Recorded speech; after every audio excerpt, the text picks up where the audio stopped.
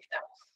Bueno, bienvenidos a los que se unieron en los últimos minutos. Yo voy a moderar la mesa número 2. Bueno, primero, gracias a todas las... Estuvo muy buena la mesa anterior, yo no hablé nada en la parte de debate, pero di mi ponencia. Me pareció que fue una mesa súper interesante, de temas súper variados, y esta mesa 2 que vamos a presenciar ahora también tiene temas que son muy variados, pero me parece interesante. Yo, cuando me puse en contacto con todos los ponentes, les había planteado que en unas breves palabras me planteen qué significa innovación desde sus temas de investigación. Me parece que un poco el Congreso apunta a poder construir un concepto colectivo acerca de qué es la innovación a partir de los temas que son súper diversos. En esta mesa vamos a tener algunos temas que tienen que ver con herramientas de modelado, de evaluación, otros temas que tienen que ver con la enseñanza, con los procesos metodológicos, y desde las diferentes ramas es interesante como poder hacer como si fuese un zoom out y pensar conceptualmente qué es la innovación en el proyecto de arquitectura. Entonces, invito un poco a que el debate posterior tenga un poco esa línea de pensar, de construir entre todos un concepto sobre la innovación en el proyecto. Un poco en relación a todas las ponencias que vamos a escuchar ahora, en realidad la innovación es más como un modo de pensar, como una mirada que uno construye a partir de ciertos temas que son propios de cada uno de los investigadores. Dicho todo esto, que es un poco lo que me interesa, el hilo conductor para toda la mesa, me interesaba ya empezar a presentarlos. No sé si están todos.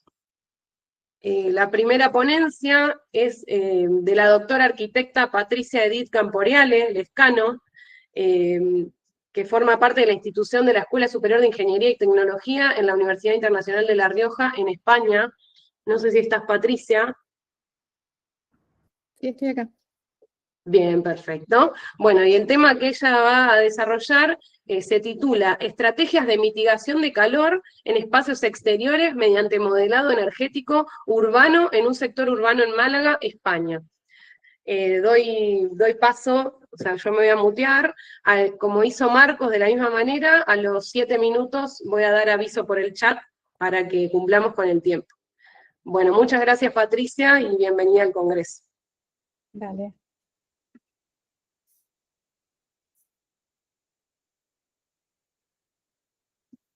A ver. Bueno, tenemos el mismo problema que tuvimos en el... Así voy a unirme con la otra computadora. Ok. ¿No podés compartir? Sí, puedo compartir, pero viste, Mac a veces tiene su historia y no funciona igual. Así que vamos a compartir acá. Bien, ahí estamos viendo. Sí. Vamos a ver esto. Yo calculo que se ve bien, ¿no? Sí. Se ve bien, perfecto. Sí, era lo más sencillo ponerme en las dos compus y a la vez.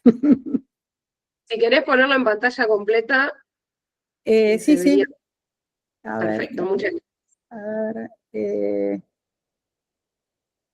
la vista, rotar, visualización. No, ¿dónde estaría pantalla completa acá? Espera. Acá está. Listo. ¿Ahí está? Ya llega. Sí.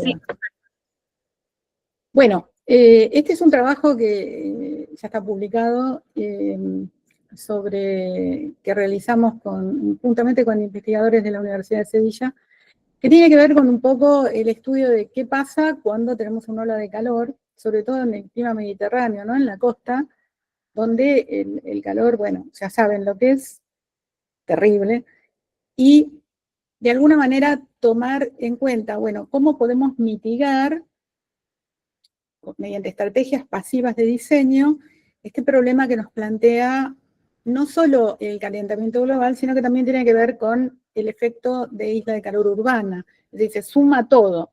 Una cosa es calentamiento global a nivel general del territorio y otra cosa es la exacerbación de esa ola de calor en el entorno urbano. Como sabemos, ya el 70% de la población en Europa es urbana, en el mundo se está acercando a ese, para el 2030 va a ser ese el porcentaje. Latinoamérica tiene un porcentaje altísimo de urbanización, el más alto en sus ciudades, y a pesar de que uno quizás no creería eso, así que bueno, creo que nos afecta a todos, ¿no? Que se puede extrapolar un poco los resultados de Málaga con las regiones más calurosas que tenemos en nuestro país. Y no solamente pensar que esto sirve para el clima mediterráneo. Bueno, este es más o menos el flujo de trabajo en el que se siguió para llevar adelante este estudio. Nosotros tenemos, por un lado, dentro de Rhinoceros, que es un programa de modelado 3D, y Grasshopper, que es un programa de diseño paramétrico, herramientas de evaluación ambiental, como son Ladybug Tools, que está abreviado acá, y para evaluar a nivel urbano se usa Urbanopt. Son todas herramientas de libre descarga, salvo Rhino, que tiene una licencia libre por un año nada más. Después hay que pagarla o seguir un camino non santo. Bueno, ¿cuáles son las entradas que le proveemos? Por un lado, el archivo climático, ¿no? Eso se baja de alguna página, cualquiera, puede ser de Energy Plus o puede ser de onebuilding.org. Ahí están las ciudades, uno busca el archivo EPW, que quiere decir Energy Plus Weather File, y lo introduce en el programa. Por otro lado, tiene que modelar el terreno urbano. Hay muchas ciudades que ya tienen modelado en 3D de sus ciudades. En el caso de Málaga, directamente se bajó un archivo JSON, se trajo a Grasshopper y se levanta directamente con la altura que tienen los edificios. Es muy útil.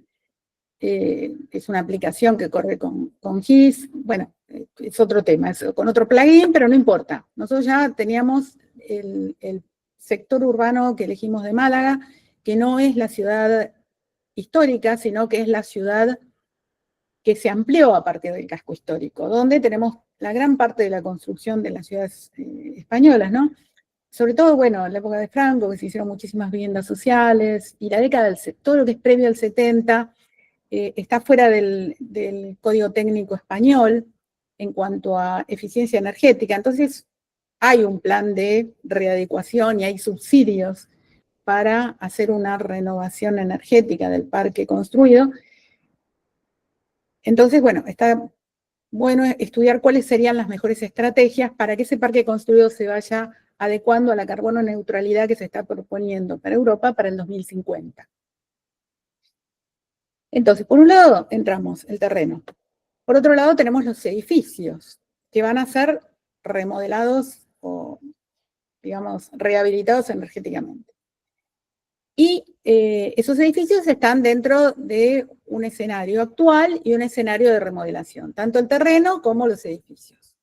Entonces, armamos un archivo de clima urbano, que no es lo mismo que el clima que uno tiene, por ejemplo, en el caso de Buenos Aires, en Aeroparque o en Parque Centenario, sino que es un archivo de clima modificado de acuerdo al entorno construido. Si es muy denso, si es muy alto, si tiene mucho cemento, si tiene mucho espacio verde, si tiene árboles, si no los tiene, qué cantidad de tráfico, cuál es el destino principal de ese sector urbano. Todos esos parámetros entran dentro de este archivo climático urbano, que siempre da temperaturas más altas que el de un aeropuerto.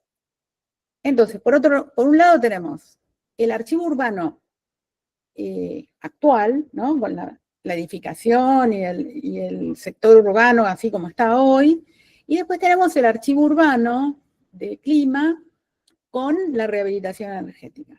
Estos modelos corren bajo otro plugin que se llama Dragonfly, que está dentro de las Ladybug Tools. Entonces tenemos dos modelos, un modelo energético del exterior y un modelo energético del sector. Y los dos están modelados para el escenario actual, para el escenario de rehabilitación. ¿Qué índices o qué KPIs nos van a interesar para el análisis? Bueno, uno va a ser el UTCI, que es el índice universal de confort térmico, que se usa para espacios exteriores.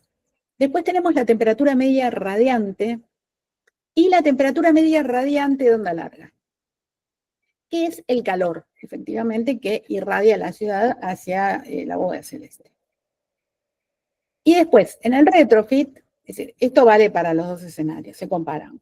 En el retrofit nos interesa ver qué pasa con las temperaturas exteriores de las fachadas a nivel de edificios. Pues nosotros remodelamos, rehabilitamos energéticamente, por un lado los edificios, por otro lado también el sector urbano. Bueno, acá está la explicación de las referencias, ¿no? Entonces, este es el sector, como ven, no tiene características de casco histórico.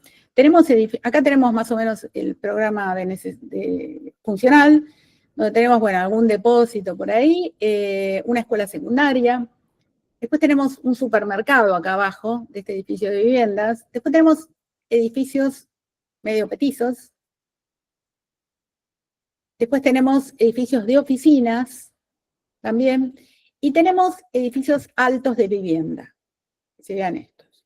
Y esto que yo llamé Courthouse Building, que es un programa de, como digamos, una oficina de Palacio de Justicia, pero en realidad es una iglesia. Como no tenía yo dentro de los programas para adaptar concretamente iglesia, ¿no? ¿Qué es esto con la casa parroquial y todo lo demás? Bueno, le puse courthouse, que era bastante parecido en cuanto a los usos de ocupación y iluminación y encendido de artefactos de climatización y demás que un courthouse. Bueno, acá tenemos un escenario, la transmitancia térmica del escenario actual y el escenario rehabilitado. Los techos tenían una transmitancia de 2,14, la bajamos a 0,26, incrementando la aislación térmica, que tampoco hay que incrementarla tanto. ¿Por qué? Hay un límite a partir del cual el edificio deja de emitir radiación de onda larga durante la noche y provoca calentamiento en el interior. O sea, uno tiene que buscar un balance para no aislar demasiado y que el edificio pueda seguir emitiendo calor durante la noche, que cuando no está el sol, para enfriarse. Si no, los consumos de refrigeración aumentan. Es muy fácil verlo en el workflow porque uno va viendo los resultados en tiempo real. En los muros se aplicó un sistema de fachada con el sistema SATE, que tiene la aislación exterior y están ventiladas. En el paper original se simuló para una fachada donde la terminación externa era cerámica o era metálica, ¿no? Hay placas metálicas que uno monta sobre la aislación, y si no, puede montar placas cerámicas. Serían como dos diferentes tecnologías, pero siempre el sistema es el mismo, es el SATE. Después tenemos, las ventanas eran vidrio simple, las pasamos a vidrio doble, con ruptura de puente térmico, y fundamentalmente lo que se cambió fue la reflectancia solar de los techos. ¿Por qué? Porque eso permite que durante la noche el techo emita esta radiación de onda larga y se enfríe. ¿Por qué? Porque durante el día no absorbió tanta radiación. Entonces, más allá de la aislación térmica que hayamos incorporado, si yo impido que esta radiación ingrese al edificio, estoy facilitando después la emisión durante la noche.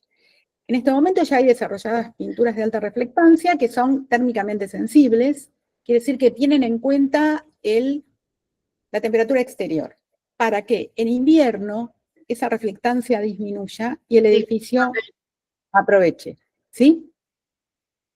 Disculpame, Patricia, estamos ya en tiempo. Ah, dale, listo. Si podés, el muro se dejó en 0,3 y estos son los coeficientes de cómo funcionan las ventanas respecto a la radiación solar. Se pasaron las aire acondicionado de ventana y los calefactores eléctricos a bomba de calor. Estos son los resultados en cuanto a los edificios, ¿no? Tenemos un consumo de refrigeración acá y un consumo rehabilitado para ambos escenarios con las diferentes fachadas acá. O sea, se bajó mucho el consumo de refrigeración y las temperaturas de salida de la temperatura externa de las fachadas, que andaba por acá en esta línea de puntos azules, también bajó. Y aumentó al tener alta reflectancia durante el día. Tenemos en el escenario actual estos valores de reflectancia solar, estos valores de reflectancia solar en espacio rehabilitado, cómo se modificaron los parámetros diferentes de flujo antropogénico, es decir, que tiene que ver con el tránsito, se bajó, se hicieron playas subterráneas de estacionamiento, cómo se modificaron la reflectancia de las superficies horizontales, se agregaron árboles, se agregaron espacios verdes, que acá se ven, ¿no? Son estas cosas. Y acá vemos que la temperatura media radiante, entre las 0 y las 23 para esta semana de máximo calor, aumenta por la reflectancia de los pavimentos. ¿Eso qué nos trae? Una disminución a lo largo de todo el día de el índice de confort, estábamos acá, lo pudimos bajar acá, aplicando estas estrategias de rehabilitar edificios y entorno, y acá estábamos con la temperatura media radiante, que también bajó en ambas soluciones. Esto lo que está mostrando es cómo el calor que emite el edificio, esto es la emisión de calor al aire de la superficie de todo el sitio. Mientras que nosotros teníamos 450 durante la noche, kilovatio hora, ¿no? Pudimos aumentarlo a 1045,52 a través de este aumento de la reflectancia, más allá de todas las otras estrategias que aplicamos para bajar los consumos, que en definitiva son estrategias pasivas. Y lo que proponemos es una aproximación holística que no solamente se fije cuántas emisiones se bajan, que sería muy estrecha esa visión, sino que también tener en cuenta la educación ambiental, la salud, la crisis de agua, ¿no? La crisis hídrica, la eutroficación, la pobreza energética, la pérdida de biodiversidad, la ecotoxicidad, los contaminantes del aire, que sean accesibles los bienes y servicios para mejorar la calidad de vida del aire interior, por ejemplo, el sobreconsumo, la inequidad y la escasez de los recursos. Bueno, es todo. Muchas gracias, Patricia. Buenísimo. Bueno, pasamos a la segunda ponencia. La segunda ponencia es un trabajo de graduación, corríjame si me equivoco, es un grupo de estudiantes a punto de finalizar su formación de grado. Forman parte de la Universidad Centroamericana José Simeón Cañas de El Salvador, y sus nombres son Romaldo Melara, Melanie Osorio, Diego Peñate, y su ponencia se titula Sistematización de la taxonomía edificatoria para la evaluación de la sostenibilidad ambiental. ¿Están ahí? Sí, aquí estamos. Buenos días a todos. Días. Buenos días, muchas gracias. Les dejo el espacio. Ok, gracias. Bueno, buenos días a todos. La siguiente presentación explica el funcionamiento de la herramienta interdisciplinaria TaxoDIM RMD en su versión 1.0, que está enfocada en el predimensionamiento estructural, en el diseño del envolvente por la transmitancia, en el cálculo del consumo energético y en la estimación de huella de carbonos, y que además se pueden ocupar para zonas sísmicas y zonas no sísmicas. La herramienta consta de 7 libros. Como el primer libro está denominado Geometría General, que es donde se colocan los datos iniciales, se colocan los lados norte, sur y este de la edificación, para luego, bueno, cabe mencionar que la herramienta permite un rango de 16 a 144 metros de longitud para cada lado del edificio. Luego se seleccionan los datos en color verde, que son datos en lista, que uno los selecciona, que son los claros, el número de plantas, el número de niveles y la altura de entrepiso. También posterior a eso se ingresan todos los datos de la edificación, que la herramienta automáticamente calcula la cantidad total de columnas, las vigas y las losas. Luego de esto tenemos 3 libros que son de los sistemas constructivos, que es acero, concreto y mampostería. El usuario puede seleccionar uno de esos 3 por el cual va a estar compuesta la edificación. Como libro 2 tenemos que es el predimensionamiento de concreto, que es sistemas de marcos de concreto. Se selecciona primeramente el uso proyectado del edificio, ya sea oficina, habitacional o escolar. De acuerdo a este uso seleccionado, la herramienta proporciona el valor de la carga viva asociada. Posterior a ello, la herramienta realiza el procedimiento del cálculo del volumen de concreto según la cantidad de columnas, vigas y losas que en el libro 1 se ha generado. Para el apartado de losas, la herramienta permite la selección entre losas prefabricadas y losas densas para el procedimiento de concreto. En el cuadro de resumen de volumen estructural se puede seleccionar cuál de las dos opciones es más viable. Como libro 3 está el predimensionamiento de marcos de acero, que al igual que en el libro de concreto, se selecciona primeramente el uso proyectado del edificio y este automáticamente arroja el valor de la carga viva asociada. Al realizar este paso, la herramienta procede a realizar el provisionamiento de vigas para el edificio en donde queremos encontrar el módulo de sección y que de acuerdo a este dato, la herramienta proporciona el perfil de la vía próximo al dato encontrado. Sabiendo ese perfil, se conocen los datos principales, más que todo el del peso, que es lo que estamos buscando en este sistema, y al final se calcula el peso total de las vías de la edificación. Posterior a ello tenemos el provisionamiento de las columnas, que se ingresan los datos asociados a las zonas sísmicas como el factor de zona, el factor de importancia, el factor del suelo, el factor de modificación, el tipo de suelo y el periodo. Se realizan esos cálculos para encontrar el módulo de sección de igual manera en las columnas y la herramienta automáticamente selecciona el perfil de las columnas más óptimo a utilizar y así puede encontrar el peso total de ellas.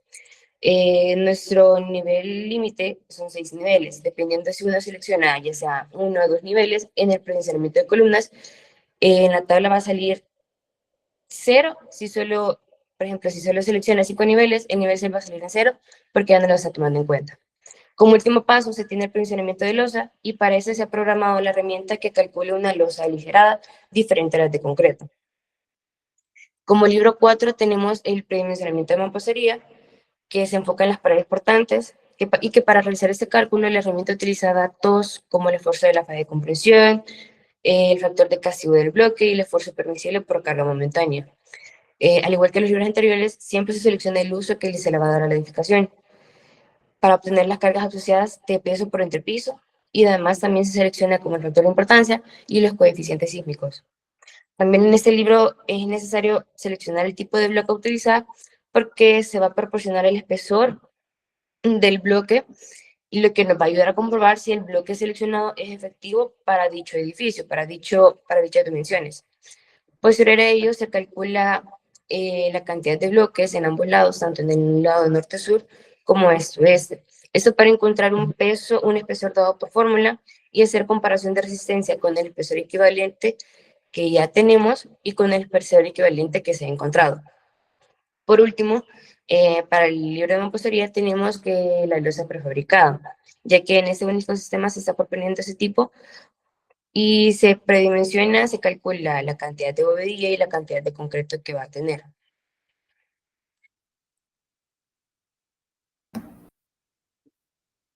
Muy buenos días a todos. Siguiendo con la explicación de la herramienta, tenemos el libro número 5 denominado Diseño del envolvente. Prácticamente este libro permite generar un diseño de envolvente de cubiertas y muros enfocado a cumplir con los valores de transmitancia de ASHRAE, cero energía, para edificaciones de uso de oficina, multifamiliar y escolar. En este libro, como primer paso, es la selección del componente a utilizar de cubierta o de muro, además de la zona climática donde va a estar emplazada la edificación. Posteriormente a esa selección de esos datos, la herramienta proporciona el valor de transmitancia permitido para esa zona climática. Como segundo paso es la selección de los materiales que conformarán el envolvente que vamos a diseñar. Igualmente, ya sea cubierta o sea muro. Se seleccionan los materiales que se van a utilizar y la herramienta automáticamente genera el valor de conductividad asociado al material seleccionado.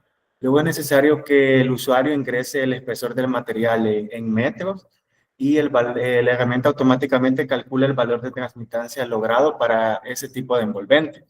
El objetivo final de este libro es que la herramienta realice una comparación entre el valor de transmitancia logrado en nuestro diseño y el valor de transmitancia permitido en esa zona climática. Como libro número 6 tenemos el libro del consumo energético. Este libro nos permite generar un cálculo de consumo energético mensual y anual recomendado según el uso de la edificación. Siempre manejamos el mismo uso de oficina, multifamiliar y escolar. En este libro se empieza seleccionando en la parte de arriba el uso de la edificación y la herramienta automáticamente proporciona la energía del sitio asociado a la edificación y el sitio, ¿verdad? Finalmente, con base en los valores del área de construcción extraída de los libros anteriores y la energía del sitio recomendada, la herramienta calcula el consumo energético recomendado para el edificio de estudio. Como libro número 7 tenemos el libro denominado LSA. Este libro calcula el análisis de ciclo de vida de la edificación en base a los datos extraídos de los libros anteriores.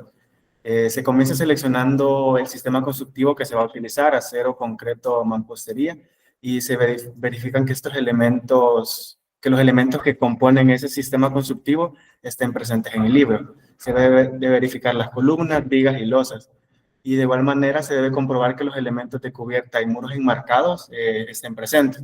Como paso número 2 se encuentra una columna donde se pueden seleccionar los materiales enlistados, que esos son extraídos del ICE, del Inventario de Carbono y Energía, y en él se pueden encontrar materiales como hormigón, acero, madera, vidrios, ladrillos, arcillas, entre otros. Se escoge el material que se va a analizar de acuerdo al elemento estructural que hemos seleccionado para evaluar, y posteriormente la herramienta generará el peso de cada elemento y calculará el carbono incorporado generado a lo largo del ciclo de vida de dicho material para ese sistema. También la herramienta proporciona el carbón evitado, el cual representa el valor de los componentes y materiales que pueden recuperarse adecuadamente al final de la vida útil del edificio para reutilizarse. Este dato viene dado por la recuperabilidad y el valor del factor de circularidad, el cual mide en cuánto grado un producto puede ser reutilizado y que cumpla con sus principios de economía circular.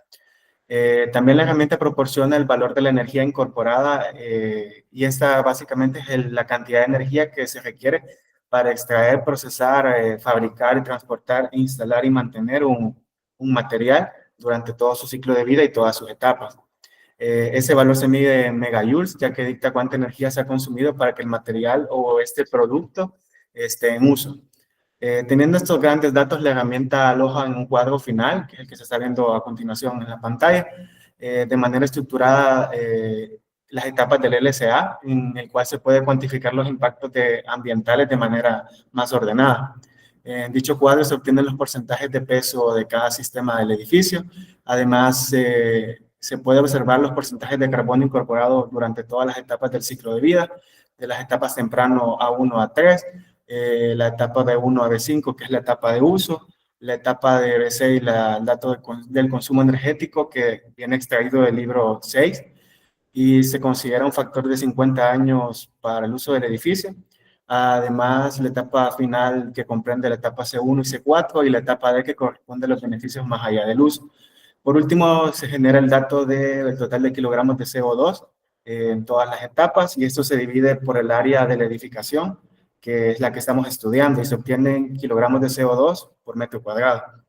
Y al final la herramienta generará los gráficos respectivos para entender mejor todos los datos. Y finalmente, pues algunas imágenes del taller integrativo interdisciplinar que realizamos en la universidad con estudiantes para poder probar esta herramienta.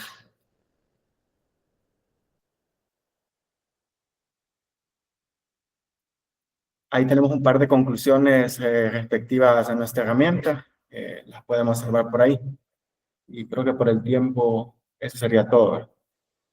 Estamos en tiempo, muy bien. Cumplieron justito. Muchísimas gracias, muy interesante la ponencia.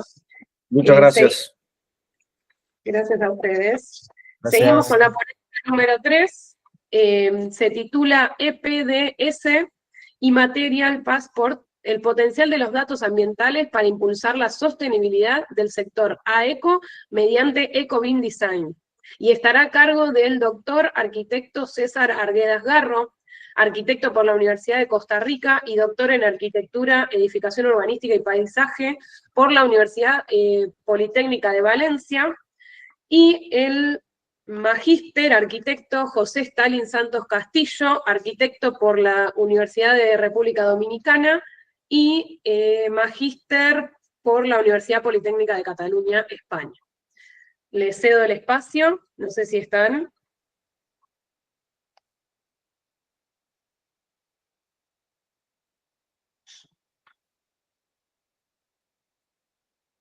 Si están hablando, no se escucha.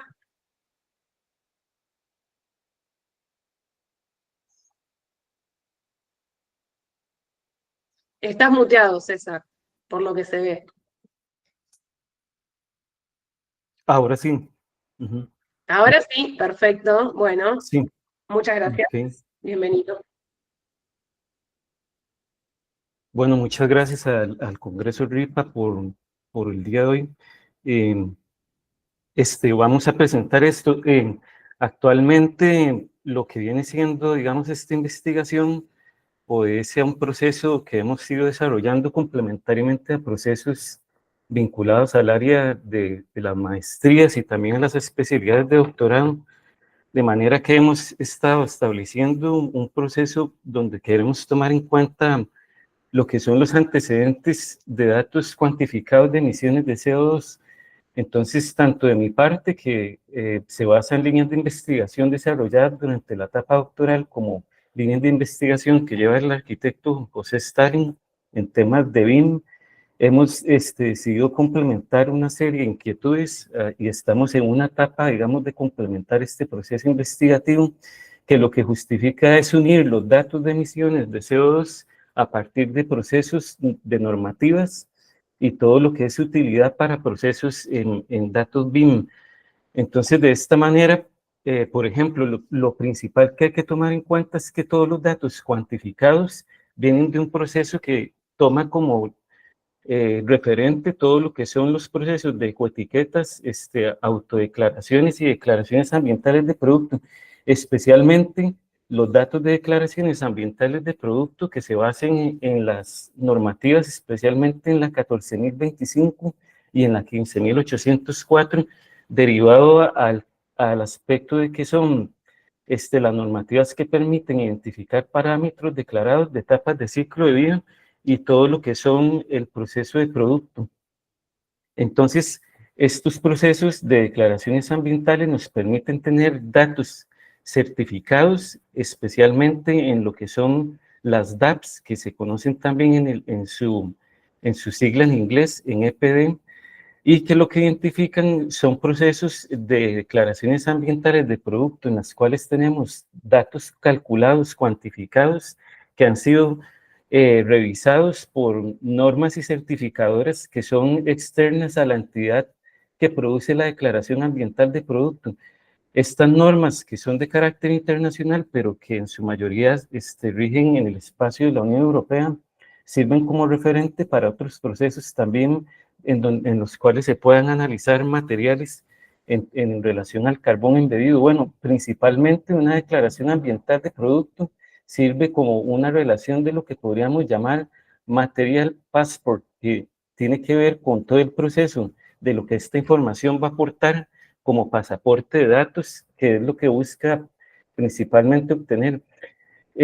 Una declaración ambiental de producto tiene 7 pasos, de las cuales hay una etapa de comprobación, digamos, de la información, de recopilación de datos, de análisis de ciclo de vida, de redacción de la declaración, de verificación de la DAP o EPD, ¿verdad? Y lo que viene siendo el registro del programa elegido, en el cual se va a proceder los datos y después, posteriormente, la publicación. Lo que busca la declaración ambiental de producto es poder identificar todo ese proceso de cuna a tumba, las etapas y todo el ciclo de vida útil de ese material.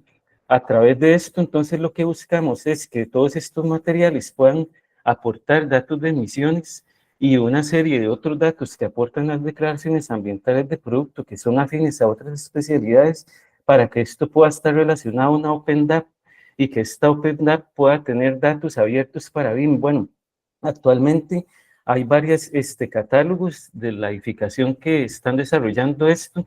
Dentro del proceso de mi tesis doctoral, estuve en relación con uno de estos proyectos y pudimos indexar una serie de documentos y de datos ambientales. Debo resaltar que actualmente, por ejemplo, en España está el Instituto Eduardo Torroja de la Construcción, que tiene abierta la OpenDAP, en donde están involucrando e indexando datos de acuerdo a las normativas que tienen que ver con los cálculos de emisiones de CO2 actualizados. Las DAPs pueden arrojar una serie de datos muy importantes que lo que nos permite es hacer una correlación entre DAPs que principalmente estén actualizadas y que podamos ligar también con inteligencia artificial en relación de que la inteligencia artificial pueda buscar EPDs o DAPs actualizadas que puedan servir para indexar esos datos de cuantificados de emisiones de CO2. Bueno, aquí hay en la imagen un par de ejemplos de dos empresas bastante serias en el sector de la edificación, una que está en Euskadi y otra a nivel general de toda la comunidad ibérica. Resalto especialmente a este primer caso, Hispalit, en donde se desarrollan datos de emisiones de CO2 de acuerdo a procesos de normas y declaraciones ambientales bastante serias. Finalmente, ¿verdad? Estos procesos lo que pueden servir entonces es para vincular lo que es la app con el BIM, de manera que podamos establecer un estándar abierto de información para el Open BIM Data y que podamos tener entonces información de clases fundamentales de industria en relación a los materiales, definición de un modelo, manual de estrategia, formato de colaboración BIM, marco internacional de diccionarios de datos, pero todo ligado a lo que las DAPs y los catálogos nos pueden aportar como información netamente directa a los impactos de emisiones de CO2, especialmente como una herramienta entonces que sirva para poder identificar el GWP, que es el impacto de emisiones de CO2 y los kilogramos de CO2 cuantificados, no a partir de una interpretación de esos datos, sino más bien a partir de una serie de datos que vienen calculados y por todo este proceso certificados, normados, indexados, y entonces puedan ser útiles para objetos BIM, de manera que la tecnología BIM pueda ser introducida. En este caso, vuelvo a poner como ejemplo otro objeto BIM, en este caso Hispalit, en donde están trabajando la modelización de las propuestas de materiales, y nuestra iniciativa es poder promover dentro de esta investigación y ir avanzando en una serie de análisis para ver cómo podemos involucrar los datos de emisiones a partir de esta categoría de criterios directamente en los modelos tridimensionales BIM, de manera que cuando un objeto sea tridimensionado con los datos de emisiones, el momento en que se usa en el modelo arrastre toda esa información, la información se cuantifica, se puede ampliar, se permuta, y entonces podemos tener datos muy reales de lo que por cada material tiene en realidad un modelo BIM en cuanto al impacto ambiental. Y bueno, a continuación sigue el compañero José.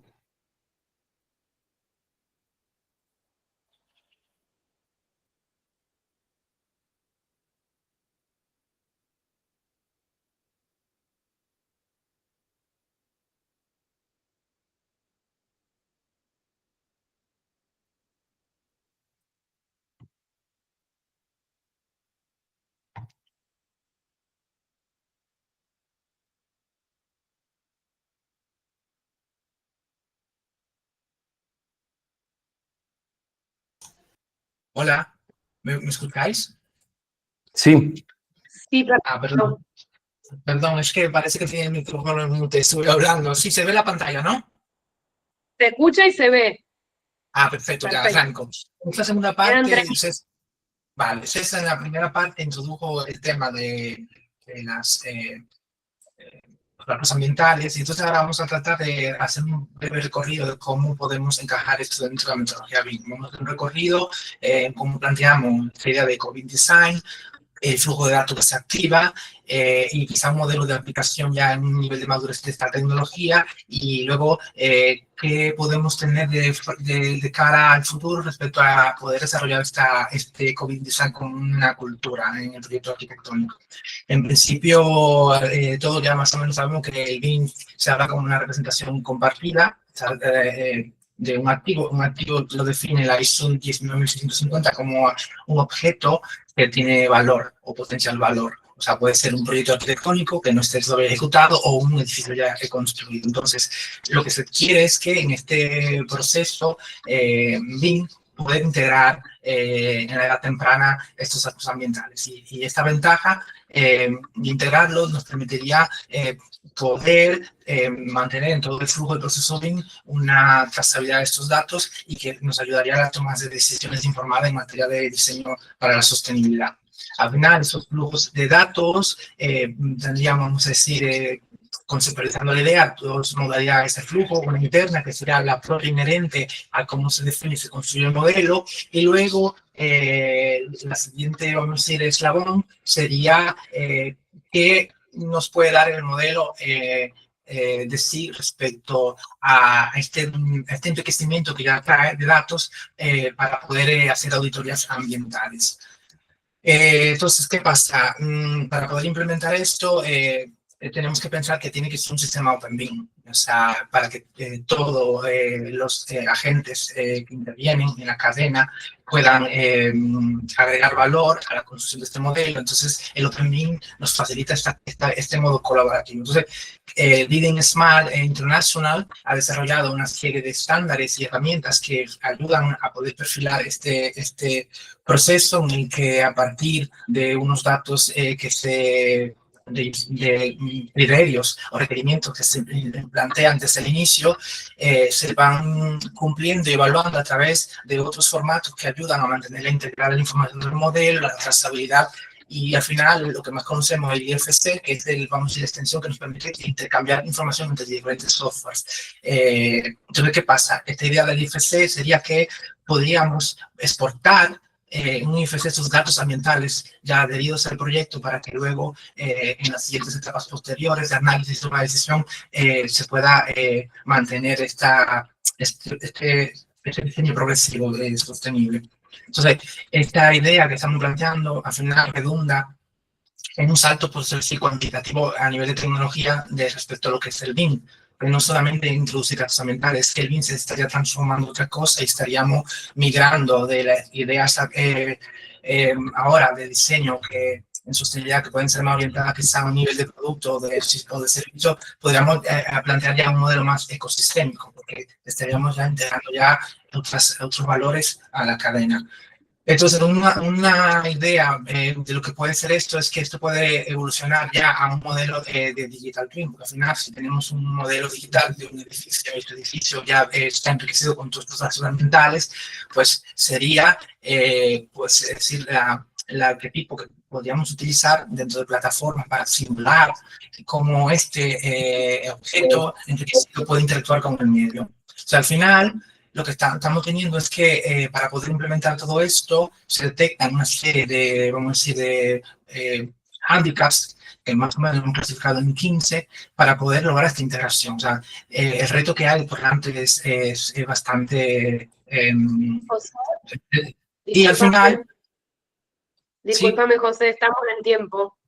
Si podés ir cerrando, gracias. Entonces, al final, lo que nos queda es que como plan de trabajo habría que proponer mejoras internas dentro de las diferentes ISOs que tienen que ver con la propia declaración de impacto ambiental, o sea, las ISO que se utilizan para elaborar las declaraciones de productos ambientales, las propias ISO que tienen que ver con la propia construcción de los IFC y que afectan todo el flujo del Open BIM, y proponer quizá agregar en la ISO 19150, que es la ISO que tiene que ver con el intercambio de información en BIM, agregar una séptima parte que no está, que sería una parte dedicada especialmente al tema de la integración de estos datos ambientales para poder crear o hacer un modelo de co-bin design ya estable y que pueda darnos los beneficios de poder nutrir este edificio. Está. La bibliografía. Muchas gracias. Buenísimo, muchísimas gracias a los dos. Muchas gracias. Pasamos a la siguiente ponencia, ponencia número 4, titulada Ventanas y aislamiento acústico, una propuesta didáctica para la enseñanza en posgrado basada en criterios de selección. Y va a estar a cargo del doctor Mariano Creus, licenciado en física por la UNLP y doctor en ciencias exactas, y arquitecto Diego Paz, ambos forman parte del Laboratorio de Sistemas Edilicios de la Facultad de Arquitectura y Urbanismo de La Plata, en Argentina. Les cedo la posta, me silencio y les aviso cuando queden 3 minutos. Bueno, muchas gracias por la invitación a participar. Voy a compartir pantalla. Presentar ahora, a ver, toda la pantalla. ¿Se está viendo? Perfecto, y se escucha perfecto. Bien, bueno, entonces, el trabajo que voy a comentar es un proyecto de una propuesta de transferencia al grado motivado por observaciones que como docente hemos tenido en seminarios y en cursos dictados sobre iluminación artificial y acústica arquitectónica en años anteriores. Nuestro trabajo, nosotros somos del Laboratorio de Sistemas Edilicios de la Facultad de Arquitectura y Urbanismo. Estamos con un proyecto de investigación que trata sobre métodos multicriterios para la toma de decisiones. Es una de las líneas de investigación dentro del proyecto. Y lo que voy a contar ahora es una propuesta de transferencia al posgrado. La idea es, lo que habíamos observado era si la resolución de un problema acústico, un problema técnico particular en el ámbito edilicio puede abordarse de manera aislada. Bueno, rápidamente, el sonido es una onda de presión. La presión, que es la onda que se está propagando, la presión dinámica, tiene un umbral de dolor que es 1.000.000 de veces el umbral de audición. Ese gran rango dinámico que tiene la presión, esa gran variación que puede tener, ha hecho que para tratar problemas de acústica, las intensidades de sonido se expresan en niveles, que son logaritmos de esos cocientes. El cociente de la presión dinámica dividido la presión de referencia, que es el umbral de audición. Además, la percepción del sonido no es lineal, sino que tiene un comportamiento logarítmico, de tal manera que el oído es menos sensible a los sonidos graves. Por este motivo, en acústica ambiental, laboral y arquitectónica, se utiliza un filtrado de las intensidades para reproducir la capacidad del oído, la ponderación en decibeles A. Esta capacidad de atenuar los sonidos se evalúa o se caracteriza con índices que establecen diferentes normas. Por ejemplo, la norma ISO 717 establece un índice de atenuación sonora. Para el caso de las ventanas, ¿por qué nos interesó la situación de ventanas, estudiar las ventanas? Bueno, este índice de atenuación sonora que establece la norma se puede presentar en función de la frecuencia, y se puede ver el gráfico, que las ventanas atenúan muy poco, relativamente muy poco, los sonidos de baja frecuencia, o sea, los sonidos graves, y moderadamente bien o relativamente mejor los sonidos más agudos. El parámetro que establece un parámetro global, o sea que integra todas las frecuencias, caracteriza la ventana con una reducción en cuanto al nivel de decibeles que va de 28 a 32 decibeles para una ventana convencional de vidrio simple. Las puertas, una puerta maciza de madera natural, tiene un intervalo de valores, este índice de atenuación sonora tiene un intervalo de valores mayor, que va de 32 a 35, son valores típicos. Y los muros aún mayor, un muro de ladrillo cerámico, hueco, con revoques en ambas caras, los valores de la atenuación sonora que provoca este tipo de muro va de 45 a 50. La conclusión es, las ventanas son los componentes de la fachada que menos contribuyen al aislamiento del sonido aéreo exterior. El enfoque, o sea, vamos a hablar de ventanas. ¿Cómo caracterizamos las ventanas? Las ventanas tienen una variedad de características que se mencionan, entre ellas las dimensiones de la ventana, la materialidad, el tipo de apertura, el porcentaje de transmisión de luz y de ultravioleta, la transmitancia térmica, la transmitancia acústica, que era lo que a nosotros nos interesaba, pero hay un montón de características. Cuando estudiamos un sistema, en particular un edificio, el conjunto de subsistemas que conforman un edificio se relacionan uno con otro. Todos esos subsistemas están interrelacionados. Al tomar una decisión en un área, por ejemplo, acústica, un problema de acústica, y se toma una medida, en alguna medida, para la redundancia, esta acción que hemos realizado afectará a otras, como la aislación térmica y la ventilación. ¿Cómo hacer entonces para seleccionar una medida, una solución adecuada? Bueno, la toma de decisiones justificadas y fundamentadas deben ser sistemáticas. Considerar toda la información relevante de cada alternativa y tener presente las normas vigentes y la opinión de los expertos.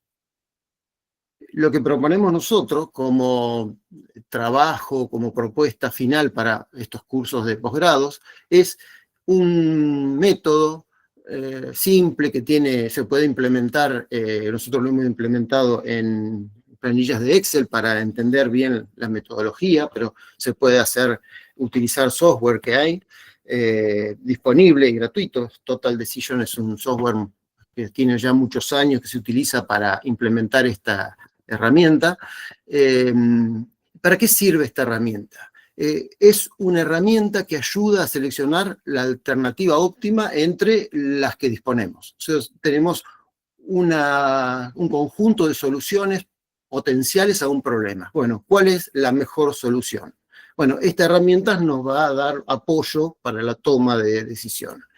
¿En qué consiste? El método se denomina proceso analítico jerárquico. ¿En qué consiste la característica de jerarquía, de niveles? Bueno, el método agrupa sus elementos, que son el objetivo, los criterios y la alternativa, en jerarquía.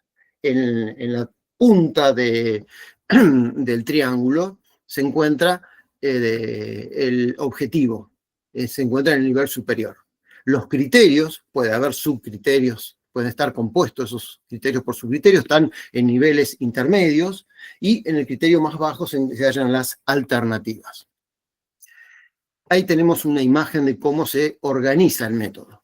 Las alternativas, ¿qué son? Son las posibles soluciones con atributos característicos conocidos, en este caso, por ejemplo, las ventanas, con las propiedades que nosotros consideramos relevantes, que van a ser sometidos a un proceso de selección. Yo voy a, con este método, apoyarme para tomar una decisión de cuál de las ventanas es la más conveniente para solucionar el problema particular que tengo en un proyecto. Los criterios son las reglas establecidas para la comparación de los elementos, es decir, las propiedades de las ventanas. ¿Qué propiedades a mí me interesan? Son las relevantes para decir si una ventana es mejor que otra. Los criterios, según este método puede trabajar con criterios que sean cuantitativos, cualitativos, objetivos y subjetivos. Entonces eso es muy valioso porque podemos incorporar la preferencia dada por el gusto. Si es más lindo, el diseño me parece más adecuado para mi proyecto. No solamente trabajar con criterios que sean objetivos y cuantitativos. ¿Cómo se realizan las comparaciones? ¿Cómo funciona el método? Muy rápidamente. Bueno, cuando tenemos una variedad grande de, imaginemos, 4 elementos para comparar, 4 ventanas, y en cada una tenemos un montón de parámetros, se hace muy difícil decir cuál es mejor que cuál.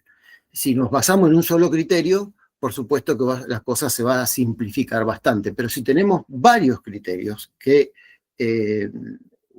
considerar, bueno, los seres humanos tenemos una buena capacidad para comparar entre 2 opciones y decir cuál preferimos entre las 2.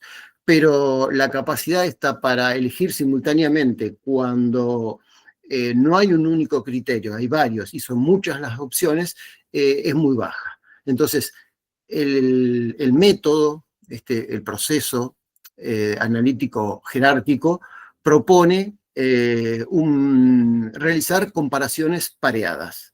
Las comparaciones pareadas básicamente consisten en realizar comparaciones 2 a 2, de tal manera que podamos ir asignándole, cuando comparamos cada par de alternativas o cada par de criterios, asignarle un valor de preferencia.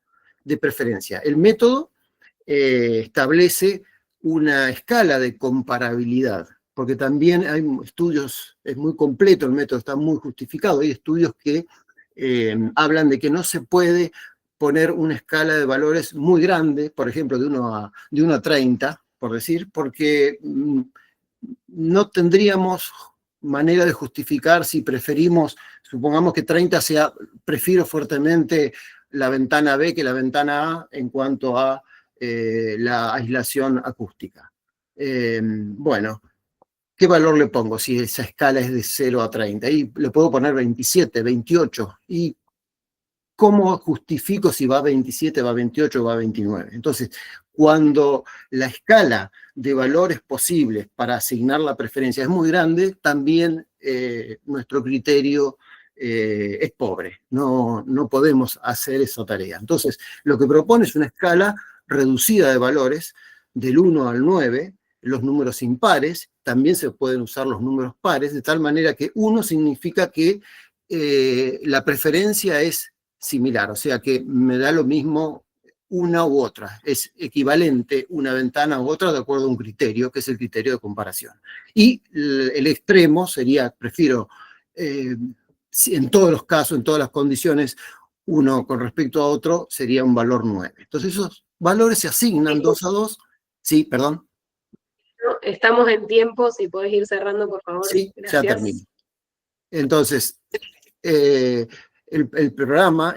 método lo que hace es establecer un valor de prioridad para cada una de las alternativas. La resolución de problemas en el ámbito edilicio no puede abordarse de manera aislada, ya que cualquier intervención que hagamos sobre un sistema en particular afecta directa o indirectamente, en mayor o menor medida, los otros subsistemas que conforman el edificio. Esta propuesta de trabajo pretende desplegar toda la información relevante sobre la mesa, categorizarla, y establecer qué interrelaciones existen para justificar y fundamentar una decisión en la resolución de problemas. O sea, estudiar con un espíritu crítico el problema que queremos resolver. Nosotros, desde la docencia y la investigación en el laboratorio, en el CISALab, promovemos una visión sistémica entre los jóvenes profesionales. Abordar el estudio de las partes y sus interacciones garantiza la coherencia técnica, el confort ambiental y la eficiencia global del edificio. Muchas gracias. Buenísimo, Mariano, muchas gracias. Gracias, Mariano. Pasamos a la ponencia número 5, a cargo del arquitecto Julián Carelli. maestrando, profesor titular de procesos constructivos y maestrando en la maestría en sustentabilidad en arquitectura y urbanismo en la FADU-UBA en Buenos Aires, Argentina. Su ponencia se titula Criterios de sustentabilidad incorporados a los procesos constructivos en la formación del arquitecto. Bueno, Julián, te cedo el espacio. Creo que estás presentando todavía, Mariano, me parece. A ver, ¿puede ser? ¿O no? Sí, sí, Ahí ya está. lo dejo de compartir. Bárbaro, Disculpas. gracias. Bueno, buenos días. Ahí un segundo que voy a...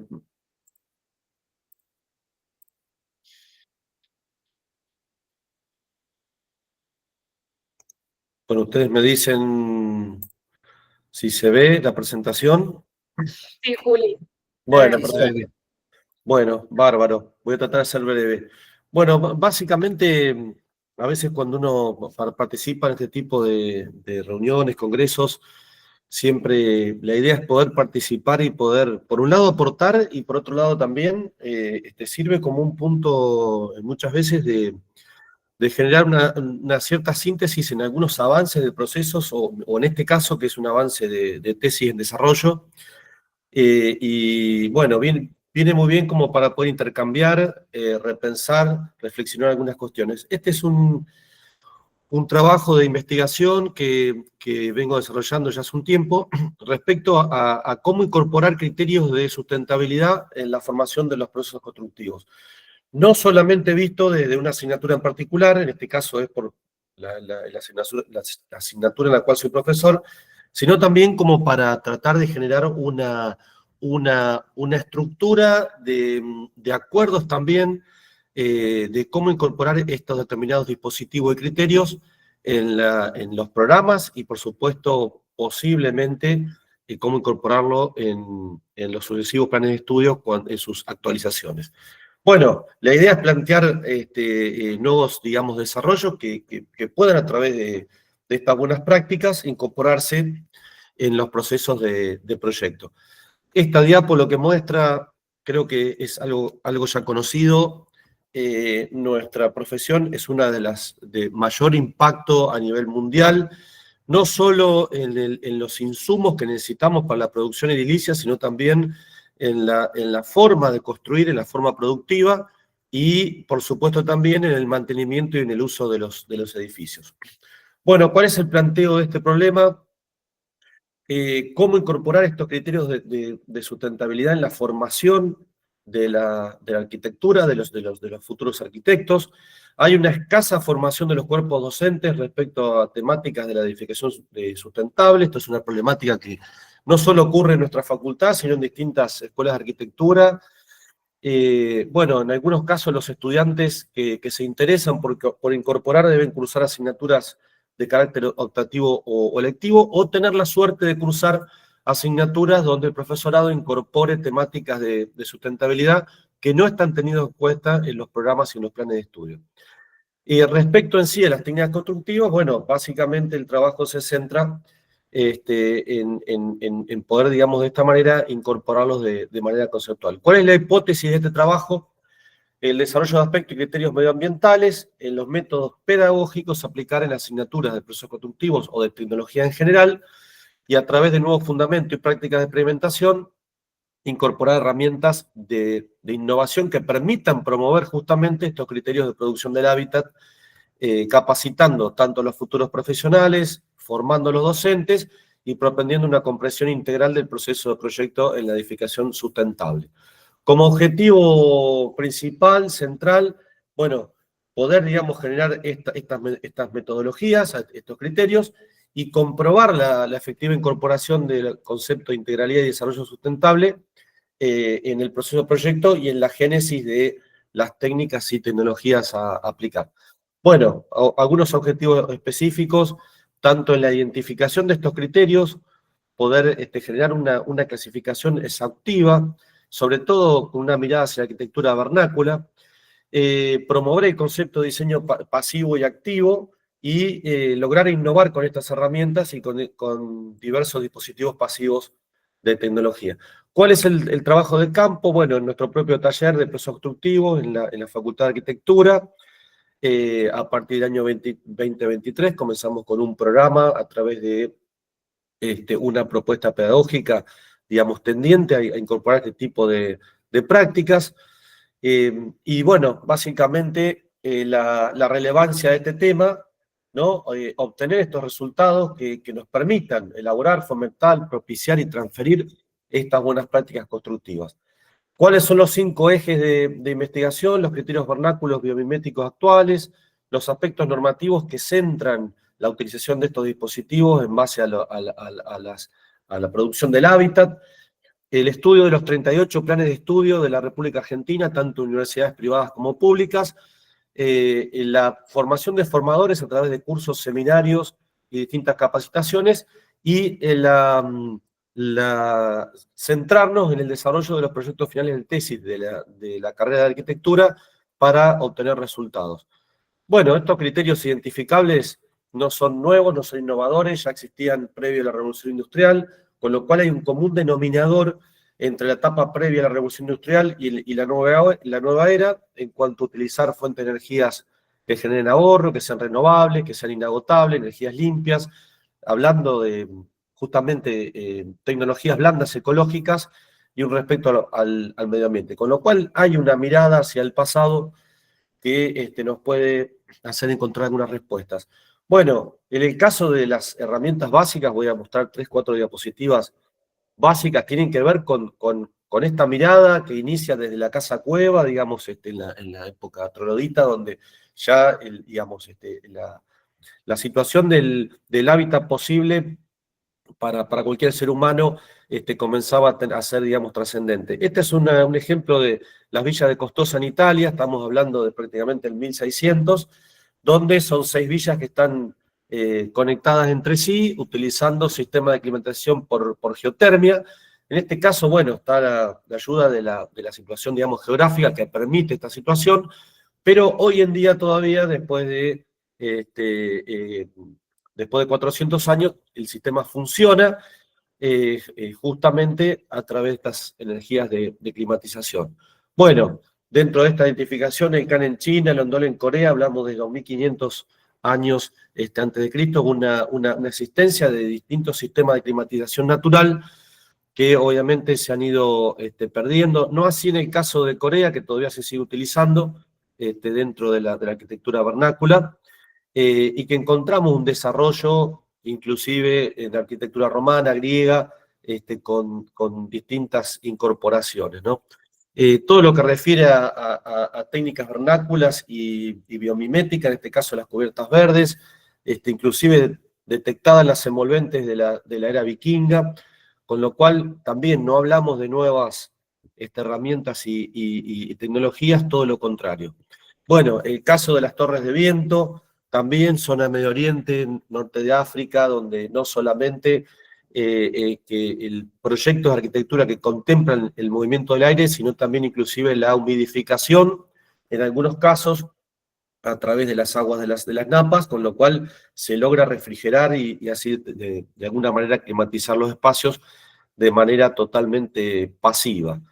Bueno, el estudio de la vivienda islámica también, ¿no? Con los 5 sentidos, visión, gusto, olfato, auditivo y táctil, ¿no? Toda una pérdida de la arquitectura moderna en no comprender, digamos, la mirada hacia la historia de la arquitectura y sobre todo vernácula. Hoy veamos algunos trabajos de biomimética, también en el caso de los termíteros africanos, que es el edificio Stargate Center de Zimbabue, donde utiliza este tipo de técnica justamente con una mirada hacia lo biomimético, para poder climatizar y poder refrigerar el edificio. Algunas conclusiones respecto a la utilización de estos tipos de sistemas en la arquitectura vernácula, en cuanto a porcentajes, el estudio de los aspectos normativos, certificaciones, declaraciones y demás, que también norman, digamos, toda esta situación, con lo cual es muy importante también tenerlos en cuenta. Hoy comentaba el estudio de los 38 planes de estudio de nuestras carreras de arquitectura, algunas con algunos criterios incorporados y otras prácticamente con ninguna. Bueno, este es alguno de los trabajos de campo que estoy realizando en comparativa a la Universidad Nacional de Córdoba, de Rosario, San Juan y la UNLP, en cuanto a qué tipo de criterios encontramos incorporados en los programas y planes de estudio. En algunos casos, bueno, el criterio es prácticamente casi nulo, y en otros hay algunas consideraciones. Bueno, la formación de formadores. Este año estamos llevando adelante un seminario de formación muy, muy interesante, también aplicado como trabajo de campo en mi caso, y el estudio de las tesis finales. Para finalizar, una encuesta de los alumnos del taller, después de 2 años de trabajo en cuanto a incorporación de estos criterios. Arriba a la izquierda, ¿qué grado de importancia considera posee la incorporación de estos criterios? Prácticamente un 91% responde que mucha. En el caso del punto 3, si considera haber incorporado criterios de sustentabilidad, entre algunos criterios y muchos, casi más del 90%. Si considera la sustentabilidad como determinante a la hora de proponer soluciones técnicas constructivas, bueno, también muy determinante, casi 50%, algo determinante, otro 48,2%. ¿Y en qué tipo de criterios pudo o logró incorporar? Bueno, ventilación natural, iluminación natural, ganancia solar por murotron, geotermia, bioaislantes, cubiertas verdes, entre algunos de los criterios utilizados. Algunas referencias bibliográficas, y bueno, muchas gracias. Creo que me pasé 20 segundos, Fío. Nada, casi que te corto, pero no fue necesario. Muchas gracias. Bueno, pasamos a la última ponencia de la mesa. Va a estar a cargo del especialista arquitecto Iván Ulises Ledoux. Es especialista en estructura jurídico-económica de la regulación energética y maestrando en la maestría interdisciplinaria en energía en CEARE UBA, Argentina. Y su título es Regenerar el futuro, una plataforma universitaria para economías del bien común. Te cedo el espacio, Iván, ¿estás por ahí?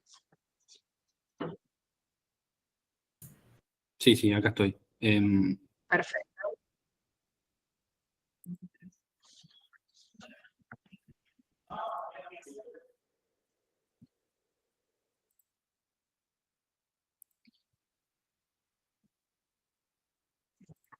¿Se ve ahí?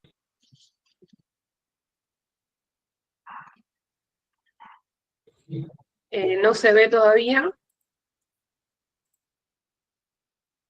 ¿Se ve? No.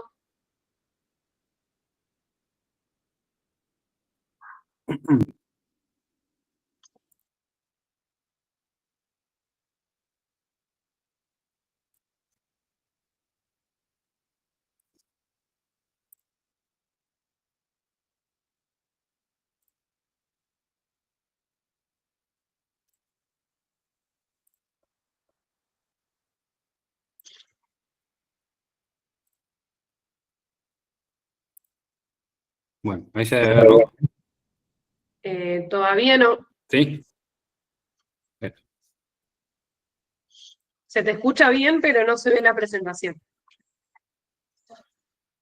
No, dice que no se puede compartir, no sé por qué. A ver, dame un segundito. Ahora sí. Ahí Ahora va. sí. Bueno, te cedemos el espacio. Gracias. Bien. Recién cuando lo estaba escuchando a Julián hablar, me hizo recordar a mi docente Elías Rosenfeld, cuando hice la carrera, por allá por el año 2000, hablaba que decía que la sustentabilidad debía ser parte del proyecto arquitectónico. Hoy en día, no solamente debe ser parte del proyecto arquitectónico la sustentabilidad, sino que también esta misma sustentabilidad ha ido evolucionando para luego pasar a ser sostenibilidad. Hoy en día estamos hablando ya de regeneración. Y digamos que es una de las bases en las cuales nosotros como proyectistas, como arquitectos, vamos a tener que utilizar esta herramienta. Es por eso que yo en el día de hoy tengo 2 presentaciones. Esta es la primera. Voy a hablar de la regeneración del futuro, ¿sí? de las economías alternativas que se pueden llegar a desarrollar dentro de la comunidad. Tomé como ejemplo la comunidad universitaria de la Universidad Nacional de La Plata, por el mero hecho de que tiene una escala bastante considerable a la hora de poder hacer una propuesta. Si bien todos sabemos que la Universidad de La Plata se desarrolló en conjunto con la ciudad y que posee una infraestructura de relevancia, también la misma universidad posee una linda infraestructura que va de la mano con el desarrollo de la ciudad. Entonces, cuando nosotros hablamos de nuevas economías, relacionando todo esto a las ciudades inteligentes, porque una cosa que no hizo mención la chica que me presentó, perdón que no me recuerdo tu nombre, es que soy maestrando en la maestría de Gestión y Tecnología de Ciudades Inteligentes, que no es más ni menos que la incorporación de todas aquellas herramientas, ¿sí?, que nosotros como arquitectos podemos utilizar a la hora de poder armar o proyectar desde la innovación. Tomando como base todas las herramientas que las ciudades inteligentes nos proporcionan, digamos que hice una mera síntesis basada en la sociedad que la Universidad Nacional de La Plata posee, y tomé 6 puntos importantes a la hora de desarrollar esta propuesta.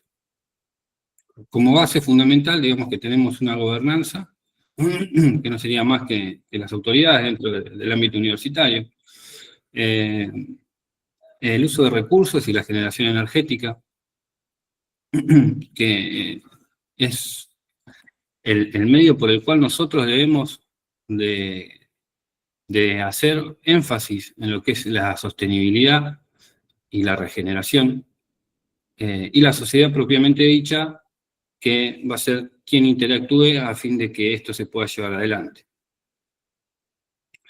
Estos principios o estos puntos no son más que la justificación para desarrollar lineamientos de proyectos que nos permitan a nosotros elaborar nuevas propuestas que van de la mano y están de acuerdo muchas veces con lo que la ODS nos propone a la hora de hablar sobre medio ambiente y sostenibilidad.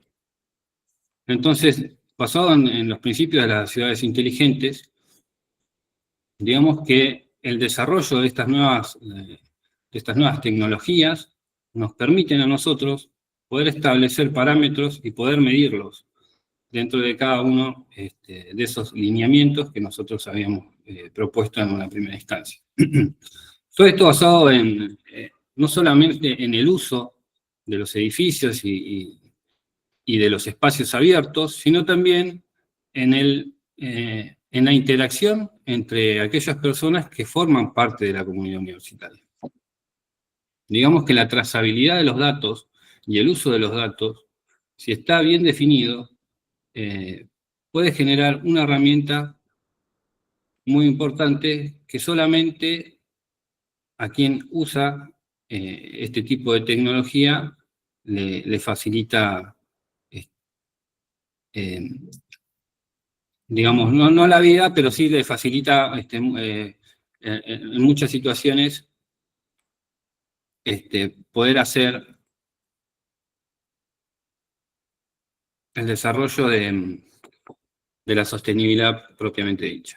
Un claro ejemplo de esto es la generación o la implementación de una aplicación web progresiva, en la cual nosotros tendríamos muchos datos, de esto que estábamos hablando con anterioridad, que nos facilitan o nos proveen información a fin de que nosotros podamos o disminuir el consumo energético o, a su vez, también tener la posibilidad de poder disminuir la emisión de gases de efecto invernadero. Sí. Disculpame, vos vas pasando imágenes porque solamente se quedó en la portada. No sé si estás pasando. Un montón de imágenes. Ok, gracias. No, espera. Ahora se ve en blanco. Sí, no. Ahora salí ya directamente porque...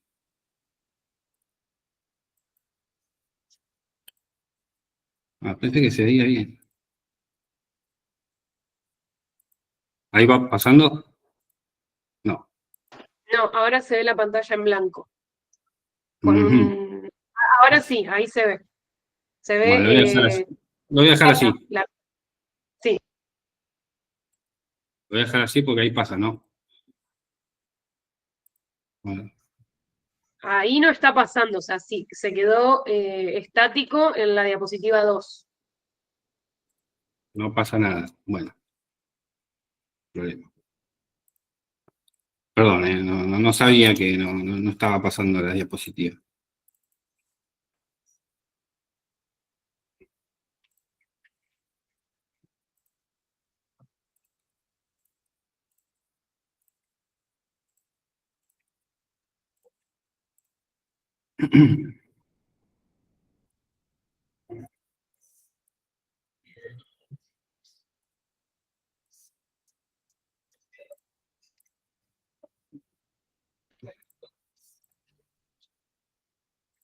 Ahí se ve que avanza. ¿Se ve que avanza? Sí, ahí avanza. Bueno, Ahí sí. voy a hacer un breve resumen de todo lo que dije anteriormente, porque... Dale. Bien, bueno, como había dicho, esta es la ciudad de La Plata con su infraestructura, esta es la ciudad de La Plata con la infraestructura de la universidad. Estos son los puntos de lo que serían las ciudades inteligentes y aquellas herramientas que yo mencioné que utilizaba a fin de poder generar o regenerar estos proyectos.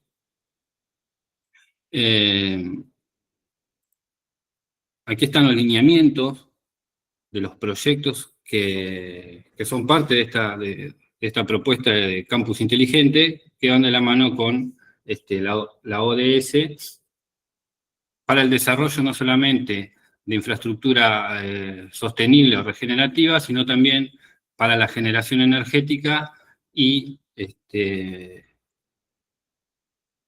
el uso de las personas dentro de lo que sería el campus universitario. Estas son, digamos, las tecnologías que nosotros vamos a utilizar, que son las TICs y OT, ¿sí? Que son los distintos,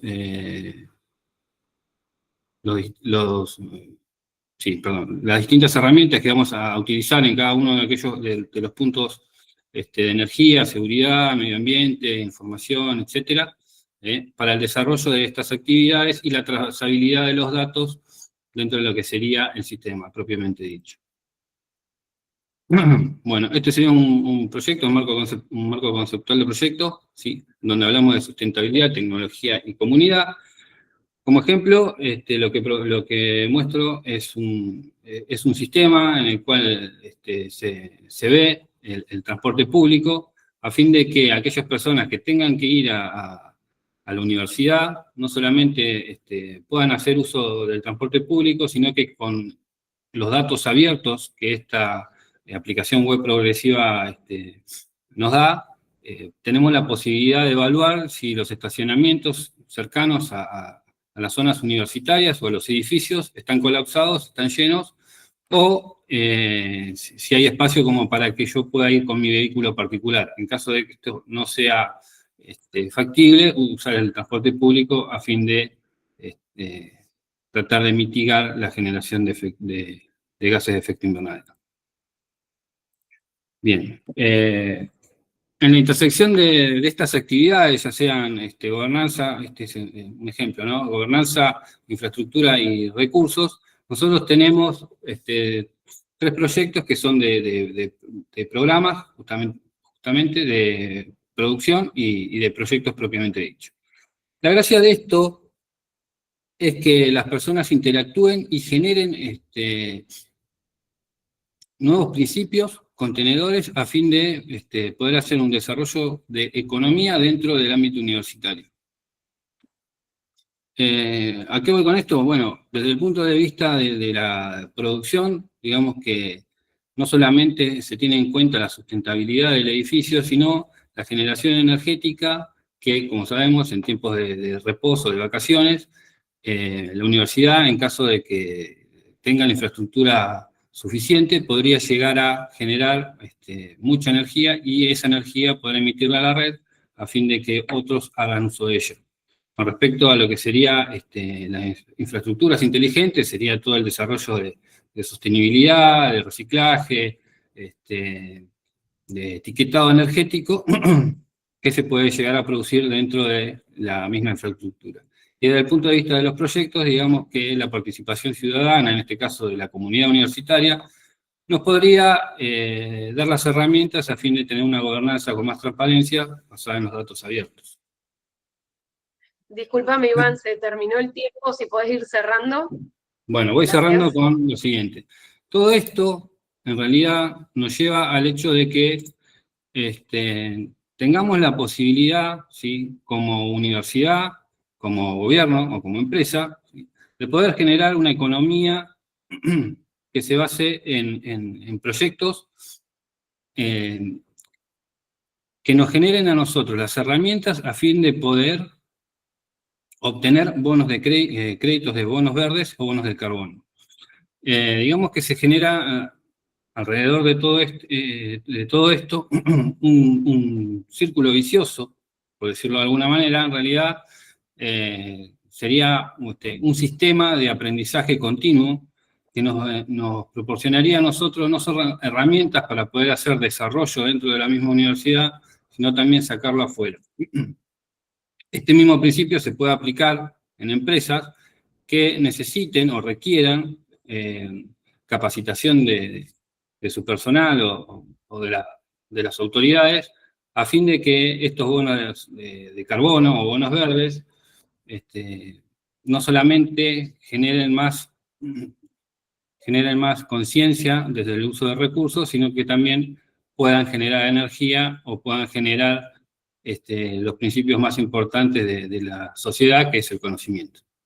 Así que bueno, eso es todo. Les agradezco, perdón, porque pensé que se estaba viendo la presentación y la verdad que me quedaron un par de láminas por mostrar. Bueno, Muchas gracias. Iván. Bueno, la ponencia de Iván era la última ponencia de la mesa.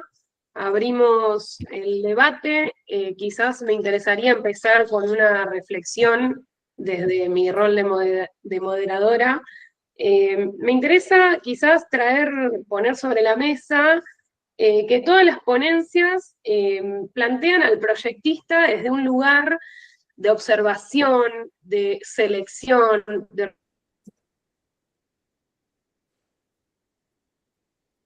organización de información. En todas las ponencias se habla de datos, se habla de multicriterios, de distintas maneras de seleccionar esa información para después poder utilizarla. Entonces me interesa quizás traer eso a la discusión, de empezar a pensar, o pensar en realidad, cómo toda esa información que nosotros estamos interpretando y que a través de las herramientas de modelado, de las herramientas de visualización o simulación, cómo empezamos a visualizar desde nuestro rol de proyectistas para poder después utilizarlas en la toma de decisiones. Me interesa como traer esto sobre la mesa, como reflexionar a partir de eso, para pensar cómo eso afecta no solamente desde el lugar técnico, sino también desde, como plantea Julián, por ejemplo, en los 3 ejes, innovación, medio ambiente e innovación. Entonces, empezar a pensar, o quizás reflexionar ahora en estos minutos que nos quedan, que me parece muy interesante la cuestión de sacarnos de nuestro rol como de proyectistas, como que imponemos algo, y empezar a corrernos de ese lugar para poder dar lugar a otra toma de decisiones que tiene más que ver con estas simulaciones que fueron mostrando, que me parecen súper interesantes. No sé, me interesaba como reflexionar sobre eso, y después pensar sobre el concepto de innovación, que no se refiere solamente como una técnica nueva, sino que es empezar a mirar de otra manera lo que ya estamos usando, ¿no? Lo que ya hacemos. Entonces me parece que como hilo conductor de todas las ponencias, tanto las personas que trabajan con herramientas de simulación o de organización de esos datos, como también lo que contaba, por ejemplo, Julián, o la ponencia de Mariano Creus, que hablan de la toma de decisiones a partir de múltiples criterios que tenemos que empezar a adoptar nosotros como proyectistas. Bueno, me interesa como lanzar un poco el debate a partir de estas temáticas. Ahí Lisette levantó la mano, así que te doy la palabra.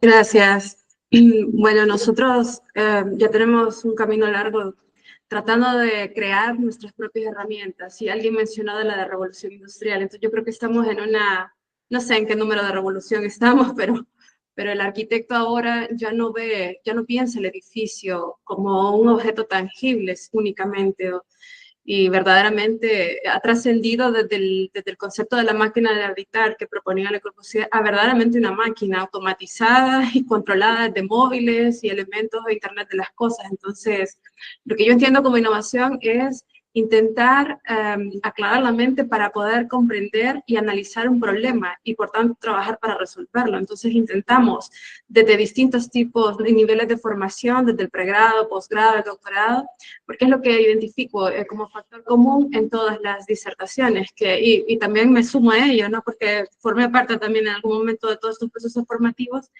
y como estudiante y como formadora puedo ver la inquietud que tenemos a nivel mundial. O sea, aquí ya vemos gente de varias partes del mundo y todos coincidimos en que podemos automatizar procesos, lo que vos dijiste, hacer un análisis multidimensional para tomar decisiones. ¿Pero qué decisiones? Y esa es una preocupación de los arquitectos. ¿Qué decisiones? Bueno, las de diseño en primera instancia. O sea, el arquitecto ya no solo hace el diseño, sino que crea sus herramientas para poder evaluar si lo que está diseñando está acorde con la sostenibilidad ambiental.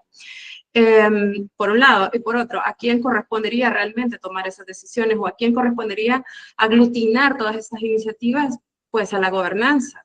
Lamentablemente, en unas latitudes que otras está más atrasada la creación de estos instrumentos de evaluación y de proyectos, ¿no? Entonces, bueno, no es el caso en el espacio europeo, que por ley lo tienen que hacer, ¿no? Desde la creación de su marco Levels, donde se pusieron todos los países de acuerdo en los criterios de sostenibilidad. Nuestra región, Centroamérica, pues es una lucha. Primero, que lleva varias escalas. La primera sería intentar, bueno, nosotros estamos en un proyecto de investigación creando un software, intentando trabajar de la mano con la gobernanza, con la entidad que aprueba, revisa proyectos. Es como un apoyo. Entonces, el modelo triple hélice, industria, gobierno y academia, en Latinoamérica, debo decir, está incipiente aún, pero cuesta mucho trabajar alineados, ¿no? Y en pro de ello. Solo este modelo va muy bien en Estados Unidos, que son los precursores de ello. Entonces, ¿a quién corresponden las decisiones? Bueno, en principio, me alegro mucho y felicito a todos los ponentes. Me han encantado todas las disertaciones de la mesa 1 y la 2, en las que he estado escuchando. Que estamos caminando en una dirección de concientización a través de nuestros estudios y productos derivados de los estudios. Los chicos de TaxoDIM fueron asesorados por mí y otros 3 colegas de ingeniería. Así que un saludo a todos y gracias por el congreso, que está buenísimo. Buenísimo, Lisette. Muchas gracias por tu participación. ¿Alguien más? ¿Juli? Sí, por ahí retomo lo que recién comentaba Lisette. Respecto a la situación actual, por un lado mundial y sobre todo la nuestra regional, tomando América del Sur, Centroamérica, me parece que de alguna manera tenemos la responsabilidad, diría ética, de poder incorporar, digamos, determinadas prácticas que hacen al proceso de proyecto, incorporando estos criterios de sustentabilidad, conciencia hacia el medio ambiente.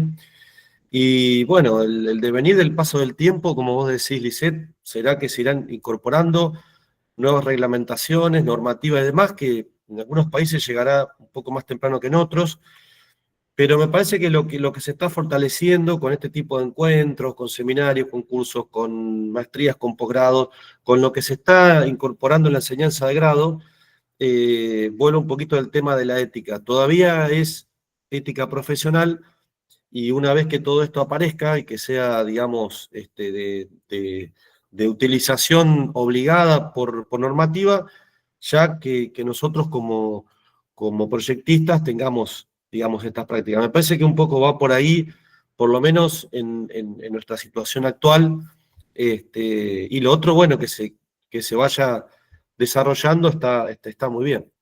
Y bueno, quería felicitar todas las ponencias, la verdad que muy, muy buenas, excelentes, excelentes, así que gracias.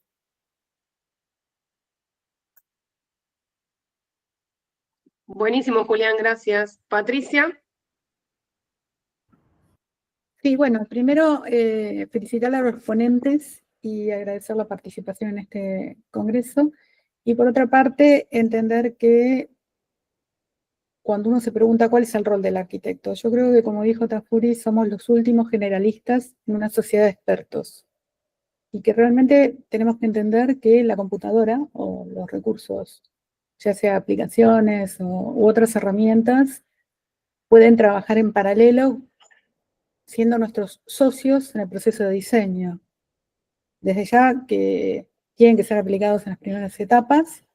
Después es muy difícil que un proyecto que no está pensado desde la sustentabilidad consiga hacerlo, o por lo menos alcance su máximo potencial. Y bueno, todos los que ejercemos la docencia, en definitiva, bregamos por ese enfoque, ¿no? Más holístico y más integrador en este escenario ambiental bastante complicado. Solamente eso. Muchas gracias. Totalmente. Muy bien, muy bueno, Patricia, gracias. Adrián, tenés la palabra. Sí, bueno, yo coincido bastante con las intervenciones que han habido, pero de todo esto me ha surgido una reflexión importante. Todos hemos estado hablando de un problema común, que es el problema que tiene el planeta, el problema de hacer frente al cambio climático. Y es un problema que es de Europa, de Latinoamérica, de Oriente Medio, de donde sea, Estados Unidos, de China. Por una parte, tenemos herramientas que nos permiten aproximarnos a obtener datos de cómo va este proceso de hacer frente al cambio climático. Tenemos herramientas y, por otro lado, tenemos datos. Datos que no son abiertos muchas veces, que no representan a la totalidad del problema. Entonces, Lisette ha comentado que en Europa ciertamente sí que hemos abierto un marco común, que es el marco Levels, para intentar unificar criterios, unificar normativas. Yo creo que está claro que debería de haber un marco común del planeta para hacer frente a este problema y que ese marco fuese el que utilizamos todos los profesionales, todos los arquitectos de todo el mundo. Porque evidentemente este conjunto de datos, de información, de metodologías, nos llevan a datos, pero son datos que nos permiten proyectar con la singularidad de cada país, de cada lugar, de cada entorno, de cada clima. Es decir, si pudiésemos tener una metodología, unas bases de datos abiertas, unas metodologías aceptadas y que todos utilizásemos de manera unificada, no repercutiría para nada en la cultura, en la estética, en las maneras de proyectar de cada uno de los países del planeta. Pero sí tendría un efecto fundamental en el resultado medioambiental, porque nos hemos puesto de acuerdo, ¿no? Entonces, yo creo que eso más tarde o más temprano llegará, porque ya se está viendo, estamos utilizando bases de datos, metodologías, a veces unas se contradicen a las otras, unas son abiertas, otras no, hay programas que son de pago, programas que son cerrados. Todo esto lo que hace es dificultar el problema de trabajar precisamente con la cuestión que nos une a todos, que es hacer frente al cambio climático en el planeta, ¿no? Y después hay un tema que yo creo que también nos teníamos que poner de acuerdo todos en cómo interpretar los datos. ¿Vale? Porque los números son números, pero hay muchas interpretaciones frente a los números.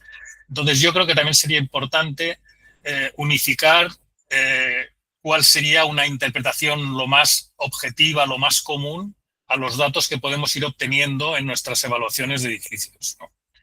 Porque yo creo que la solución no es que los edificios que los proyectemos sean todos de energía cero. Eso no creo que sea la solución. evidentemente es una opción, pero puede ser que sea más eficiente en un determinado entorno, en una determinada cultura, proyectar un edificio que tenga un determinado consumo de energía que no un edificio que tenga consumo de energía cero, porque hay otra serie de parámetros vinculados en ese entorno, pueden ser económicos, la situación económica del país, el desarrollo industrial del país, la capacitación de los profesionales, que haga que lo más óptimo no sea lo mejor para ese entorno, ¿no? Entonces, esto pasaría por intentar también de tener como una guía para dar un resultado, digamos, coherente, objetivo y racional a los datos, que no solo sea simplemente comparar 3 con 2, y sabemos que 3 es más que 2, pero en determinados entornos puede ser muchísimo menos 3 que 2. Entonces yo creo que con este congreso creo que queda claro que se abre una necesidad, ¿no?, de unificar nuestras aportaciones, y creo que sería muy positivo para avanzar en el problema que tenemos todos a nivel mundial. Buenísimo, Adrián. Muchísimas gracias por tu aporte. ¿Alguien más quiere preguntar o comentar algo? Iván. Sí. Una cosa que por ahí no dijimos o no oí, es que el hecho de la interdisciplinariedad a la hora de generar proyectos es una de las herramientas a tener en cuenta y a desarrollar mucho más. Nosotros como arquitectos por ahí tenemos algunos una visión mucho más social o mucho más ecologista, por decirlo de alguna manera. Otros no, otros se dedican más a la arquitectura industrial o el sistema que le guste a cada uno, ¿no? Indiferentemente de... Lo que voy es que la interdisciplina nos brinda herramientas que por ahí nosotros como visionarios de lo que queremos vivir el día de mañana como ciudad, tenemos que comenzar a implementar y por ahí comenzar a hacer evaluaciones autocríticas también, ¿no?, de qué es lo que cada uno de nosotros está proyectando o está diseñando, y cómo afectará eso en un futuro, y si en realidad es la mejor opción también.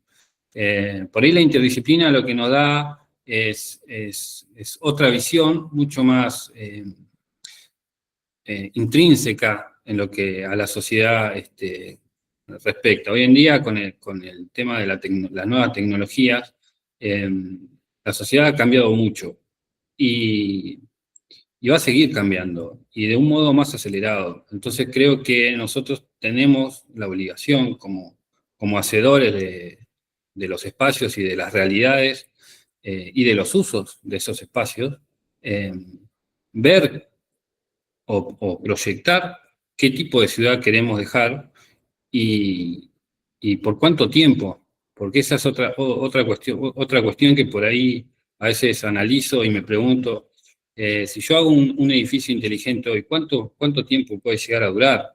Digamos que con el avance tecnológico y con el uso de la tecnología de la sociedad cada vez más acelerado, también nos tiene que dar una premisa, una pauta de qué es lo que nosotros queremos y hacia dónde queremos ir y qué es lo que queremos dejar. Así que, bueno, era una reflexión que por ahí me viene cotidianamente a la hora de proyectar y que creo importante, porque la verdad es que hoy en día está todo muy acelerado en comparación de cuando nosotros ingresamos a estudiar a la universidad. Buenísimo, Iván. Muchas gracias por tu aporte.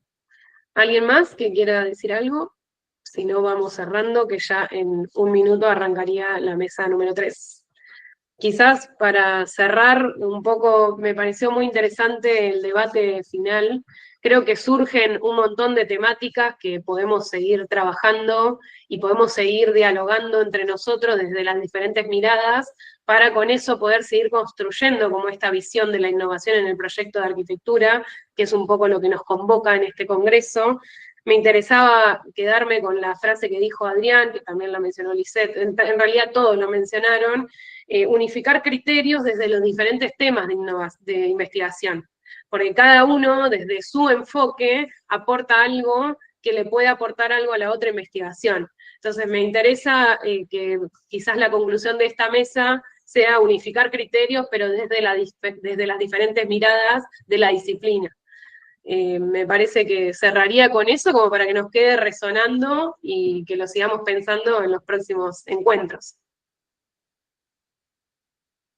También quería, por último, agradecer y resaltar el tema de que esta mesa tiene gente desde diferentes países, y eso creo que es un acierto que tiene la red, y es algo súper positivo que tenemos como para poder potenciarlo y seguir manteniéndolo.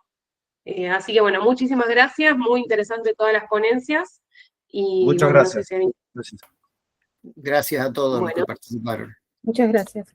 Gracias a todos. Gracias. Bueno, voy a dejar de Muchas grabar gracias. la mesa 2.